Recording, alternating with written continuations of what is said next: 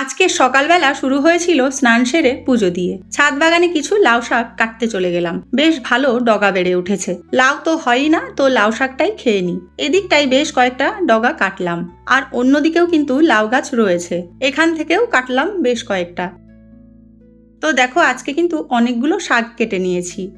Actually যা গরম পড়েছে, সকালবেলা আমার শরীরটা খারাপ লাগছিল, ডিহাইড্রেশন হয়ে যায়, প্রেশার কমে চোখ মুখে অন্ধকার লাগে। এই গরমকালটা যে কবে যাবে আর ভালোই লাগছে না।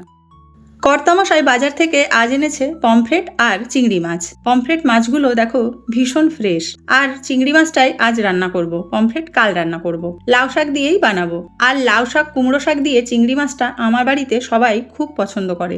তবে কুমড়ো শাকের মধ্যে আমি বেগুন দিই না, আর লাউ শাকে একটু বেগুন না দিলে ভালোই লাগে না। এই যে দেখো, লাউ শাকটা হয়ে গেছে।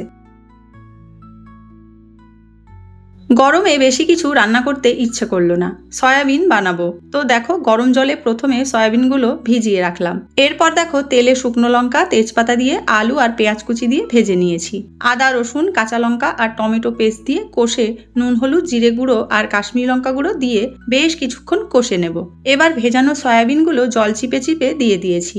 আমি কিন্তু সয়াবিন কখনোই ভেজে রান্না করি না, এভাবেই বানাই। এবার জল দিয়ে কিছুক্ষণ ফুটিয়ে নিচ্ছি। শেষে গরম মশলা গুঁড়ো দিলেই কিন্তু রেডি।